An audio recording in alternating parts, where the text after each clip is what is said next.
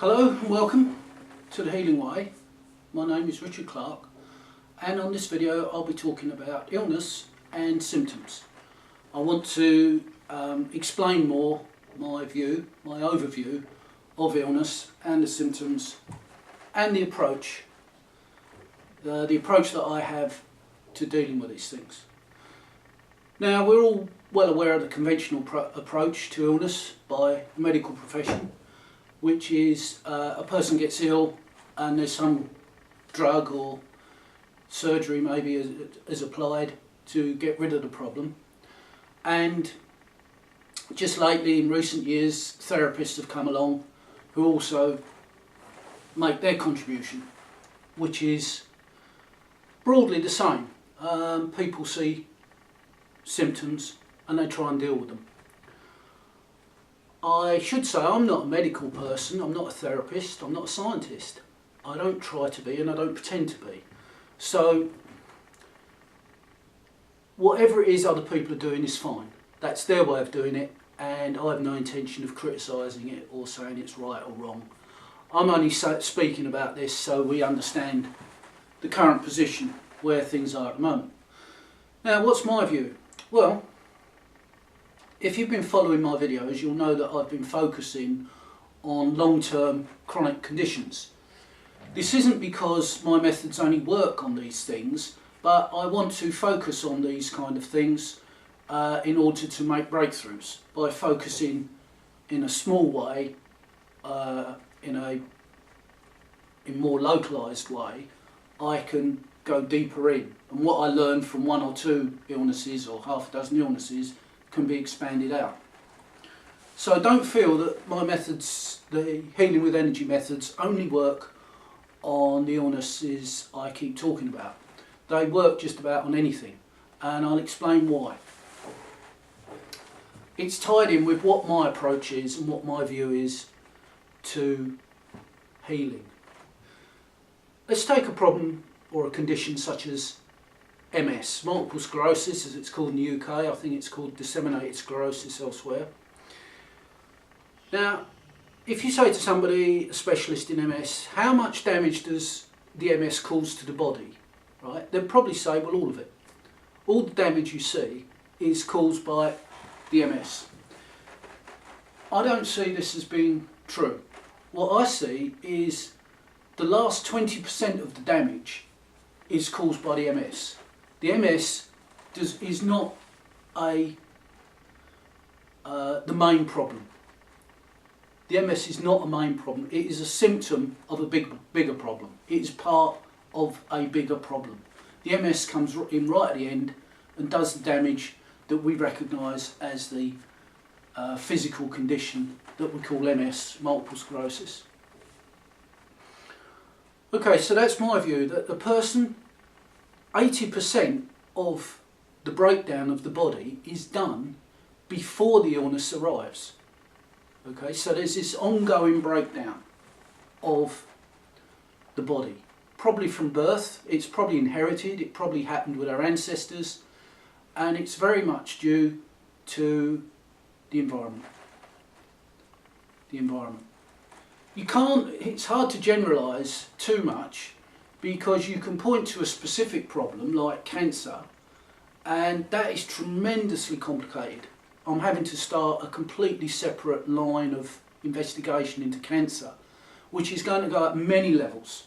There's going to be a big overview, there's lots of levels. I've started this, I've done about half a dozen videos, and I'm realising that all I'm actually doing is setting out the overview. Level 1 if you like, then it will be level 2, bringing it down, level 3, where specific cancers are caused by specific factors, chemicals, could be viruses. But what really needs investigation, and what I don't see happening, is the investigation of the overview, the big picture. Why is the body is wide open to these things in the first place? What causes this degeneration of our physical condition, the energy of our bodies, really? Okay, so where are we? it seems to me we're pretty much born in a weakened state. I've been asking people on a scale of 1 to 100, 100 being 100% health and 1 being practically no health at all, where they would place themselves. And people tend to put themselves around the 70 or 80% mark. That isn't my view.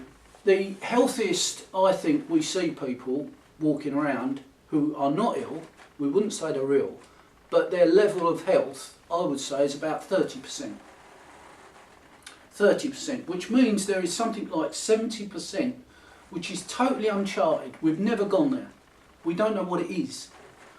And because everyone's at 30%, in my view, 30% has become the 100%. That's become the level of, we think, is the level of health, 100%, but it isn't. To me, it's 30%. When the level drops down to about 20%, that lets in things like arthritis, asthmas, migraines, depression. This is when people start to be affected by the breakdown of their general health. The general health is the problem. The individual illnesses are just a symptom of the breakdown of the general health. That's how I see it. Once it drops below 25%, then it's hello to all the really bad stuff. That's when you get the Parkinson's, motor neurone, the cancers, the MS, the ME, cystic fibrosis. It just goes on and on and on. It seems like every week there's a new illness. But all of these only get in and are only part of the bigger problem, which is the breakdown of our body condition. That's the immune system, that's the energy systems, that's the damage done to our body through viruses and bacteria and funguses, moulds, insect bites. Everything now is becoming very dangerous because it's becoming so toxic. Right, so this is the preliminary, the ongoing, continuing breakdown of our health. We're not born at a particularly high level of health, and I point the finger up to this, to pollution. Pollution, very toxic pollution now, the air, the water, the food, the ground, everything. We are aware that we are developing bacteria which are immune to penicillin, and the doctors or the scientists say this is because they become immune to the penicillin over time. But from my point of view, the bacteria are becoming immune because of their toxic nature.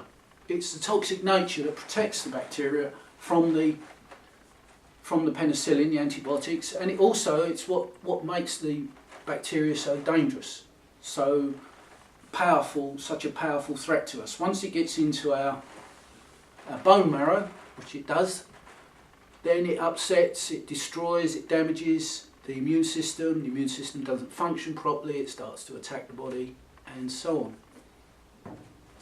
So once again, this is the main thrust of my work at the moment, which is simply that any major long-term illness, long-term chronic condition, is part of a bigger problem. It's not the problem in itself. It's probably a mistake to focus on the symptoms of that particular problem.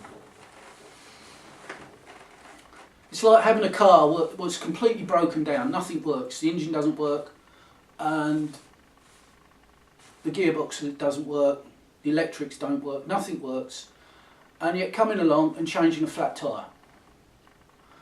Okay, it helps. Changing a flat tyre will help, but it isn't the problem. It isn't the main problem. The main problem is the whole mechanism has broken down. We've had the breakdown of the immune system, we've had the breakdown of the energy system, we've had the damage done by viruses and bacteria and fungus to our bodies, infections, and all this precedes, in my view, serious illness. What we could consider to be serious illness, like MS and Parkinson's disease. motor neuron disease, cystic fibrosis, and all the rest of it. Now, as I say, cancer is somewhat of an exception. It is an environmental thing. It starts at the environment. I think everything is starting to look like it starts in an environmental sense, which means it comes from outside. It's that simple. It comes from outside. The damage comes from the outside. With cancer, I think, and the line I'm looking at, is that the sunlight is damaged. With sunlight, there's two aspects to the sunlight we receive. One is the energy for growth, and the other aspect is the control of that energy. We need growth, but not too much. What seems to be happening is the controlling aspect of sunlight is being stripped out. It's being stripped out by, again, environmental pollution, but it is a certain kind of environmental pollution, the kind of pollution that appears to be given off by electricity power lines. In this country we have things called pylons with big cables between that transmit power from power stations to cities. And it seems that these, I've mentioned this before, but I didn't know what it was doing. But it seems that as electricity passes through the power lines, when it rains, there's a gas given off, a green corrosive gas. That's how it appears to me, my perception. And that gas is tremendously pervasive. It gets all through the air, all through the whole atmosphere. A small amount covers everything. And when the light from the sun passes through the atmosphere, through this gas that we can't see, again, it's another thing that's, it doesn't fully exist in the physical. It's got a non-physical aspect which is perceivable, and it can affect the physical. It can affect the world as we understand it. It can affect our physical world, even though it doesn't fully live here. It has power. I think most things, I'll have to have a video on this, but most things seem to have this dual aspect. It's here, but it's not here. Its main part, its controlling part, is somewhere else. And it's the somewhere else quite often we need to go into to tackle the problem, tackle it. Okay, so that's what I think is happening. As light passes through the atmosphere with this gas, a component of the light is stripped out. And that is the very, very starting point, the beginning for cancer. That's what I think. It doesn't lead to cancer immediately, but it is a prerequisite, a precursor. It comes first. That's like level 1, the overview. Then I'll have to go to level 2 to get more specifics on individuals. Then level 3, it's like the layers of an onion, seeing once a person has been put just in the right place, then certain chemicals or certain viruses come along, smoking, whatever it is, then bang, there's the cancer. But it would be, yeah, I was going to say it has to be an industrial society, but this gas that we give off spreads all around the planet, so it doesn't matter if you're industrial or not. You'll get it anyway. Great. Okay, good.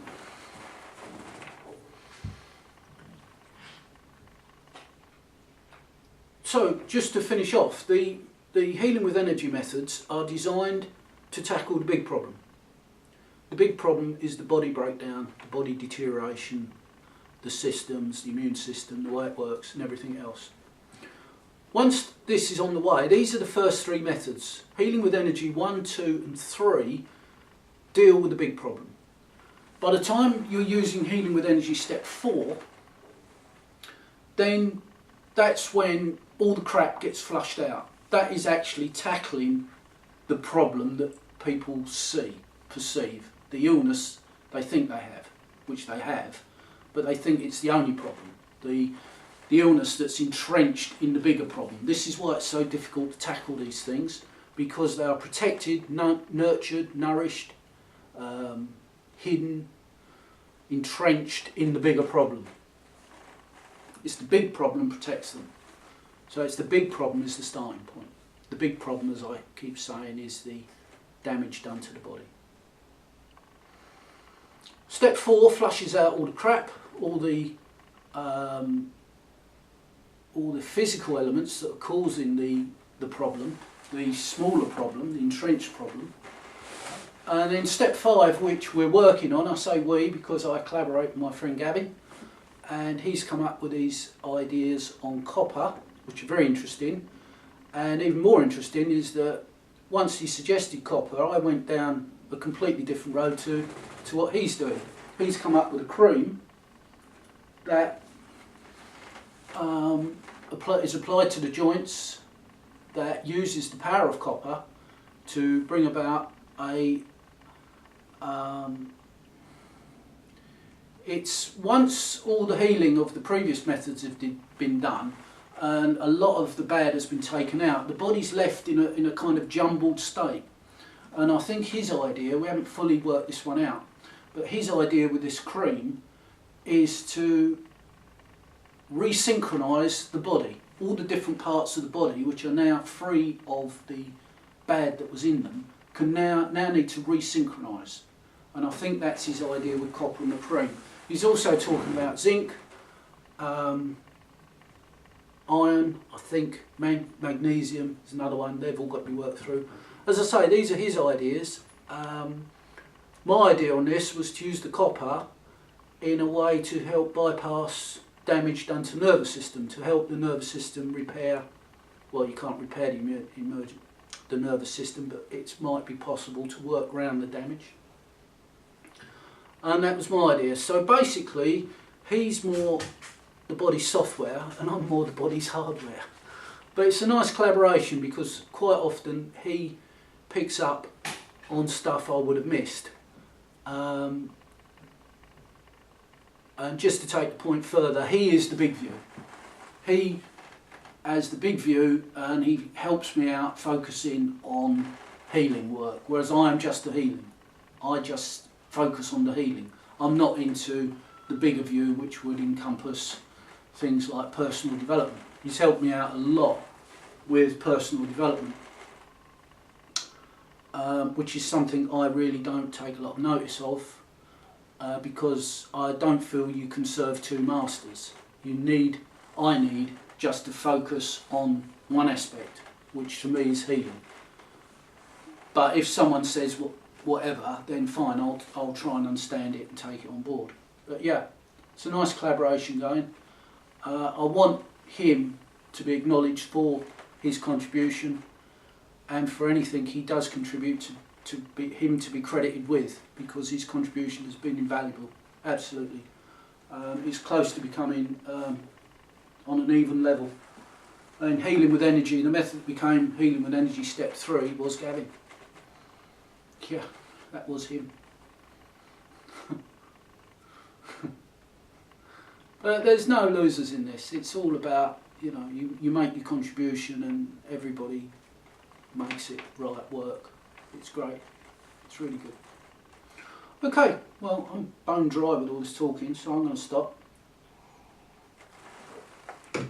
I'm using this video just to get myself back into it. I've had a few weeks off while I've been recovering and resting and looking and learning and thinking and working stuff out and enjoying the sunshine. We've had a very nice summer in the UK.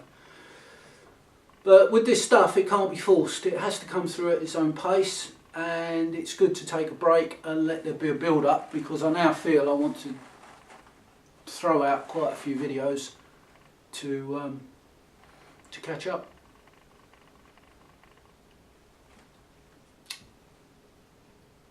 If you got this far, thank you very much. I hope you'll join me for the next one.